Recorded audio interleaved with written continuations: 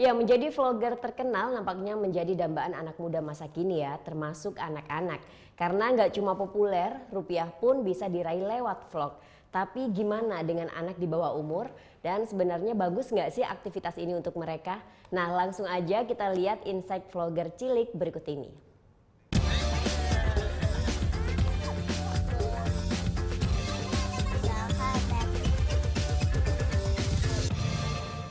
Saya akan menyanyikan lagu Abdullah. Abdullah nama ayahnya, Aminah ibundanya, Abu Talib kakeknya, Abu Talib pamannya, Khadijah istri setia, Fatimah putri tercinta. Masih ingat dengan kejadian viral ini? Pasti masih dong ya. Dan masih banyak loh tingkah lucu anak-anak Indonesia yang direkam serta diunggah di YouTube. Memang, sejak 2015 tren jadi YouTuber mulai booming di Indonesia. Seperti Raditya Dika, Ria Ricis, dan yang paling hits adalah Atta Halilintar. Asyap! Laris manis ditonton oleh netizen. Akhirnya banyak anak-anak yang berlomba-lomba ingin seperti panutannya. Rajin nongol di YouTube, populer, dan tentu saja banyak uangnya.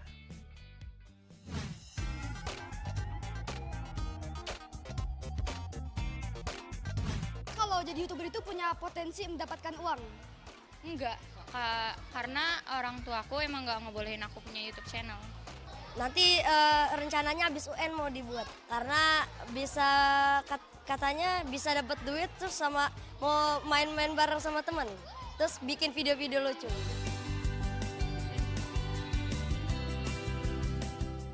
Bocah umur 3 tahun ini juga nggak mau kalah. Orang tuanya membuatkan kanal YouTube agar sang anak bisa ekspresikan diri di media sosial. Kanal yang baru dibuat Februari lalu ini memuat tingkah lucu Don Makaesa Giovanni saat mencoba MRT dan liburan ke negeri Sakura Jepang. Tentu saja, kanal YouTube ini sepenuhnya masih dikendalikan oleh kedua orang tuanya. Tapi maksudnya aku lebih bikin konten sendiri aja untuk anakku karena aku juga ngeliatin anakku karena aku nggak mau maksa anakku untuk bener-bener ngejalanin nih konten, ini YouTube, ini vlog gitu, nggak mau. Karena kan dia masih kecil, masih eksplor sana sini. Jadi lebih ke ngikutin dia aja sebenarnya.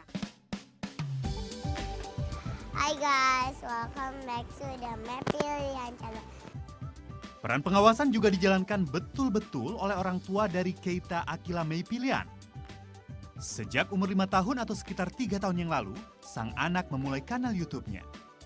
Ia juga sering berkolaborasi dengan adiknya, yaitu Kayandra Atalia Mei Pilian. Kini, kanal YouTube-nya sudah bisa menghasilkan uang dengan sekitar 83.000 subscriber. Review mainan. Mainan apa aja tuh? Ada LOL, ada LOL, ada archery, ada baby alive. Buat apa sih bikin itu? Biar dapetin uang aja. Biar dapetin uang. Meski menghasilkan uang, mengizinkan anak untuk menjadi vlogger ini sebenarnya bagus nggak sih ya untuk perkembangan anak?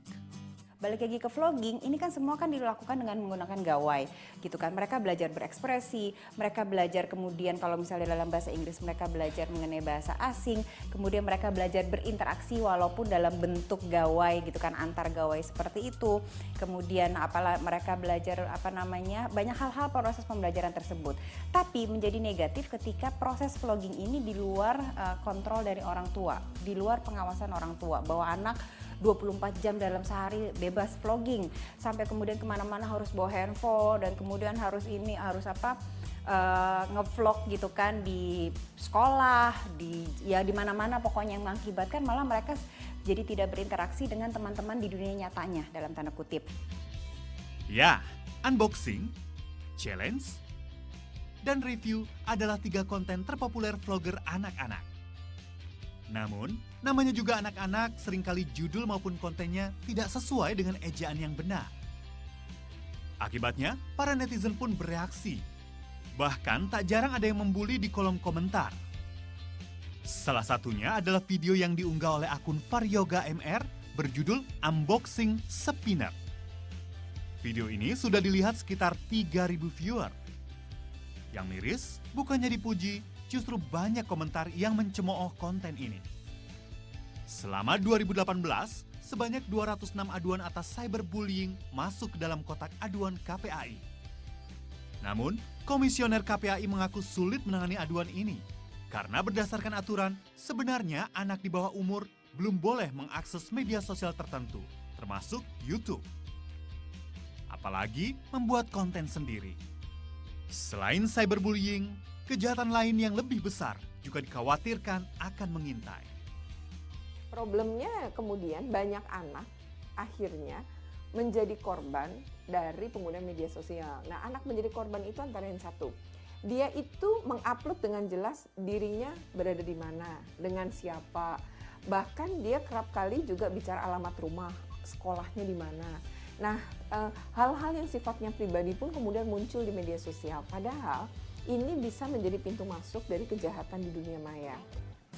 Sebenarnya bagus ya mendukung bakat anak dalam vlogging ini, tetapi ada beberapa hal yang harus diperhatikan. Pertama, ajak anak untuk diskusi saat membaca kolom komentar. Ini penting, kenapa? Jika ada komentar bullying, kita bisa beri pemahaman. Komentar negatif itu bisa menjadi saran untuk anak, dan komentar positif itu menjadi support untuk mereka. Buat materi yang memang diperuntukkan untuk anak, dan sesuaikan juga busana yang ia kenakan. Akun dan gawai itu harus dikendalikan oleh orang tua. Jika perlu, kegiatan anak bersama gawai itu harus terjadwal dengan baik agar kegiatan belajar mereka itu tidak terganggu. Jaga informasi pribadi si anak. Jangan sampai di dalam vlog mereka mengatakan hal-hal yang berkaitan seperti alamat rumah, alamat sekolah, nomor kontak, karena itu akan memancing kejahatan seperti penculikan. Aditya Mustaqim, Andre Saputra melaporkan untuk NET.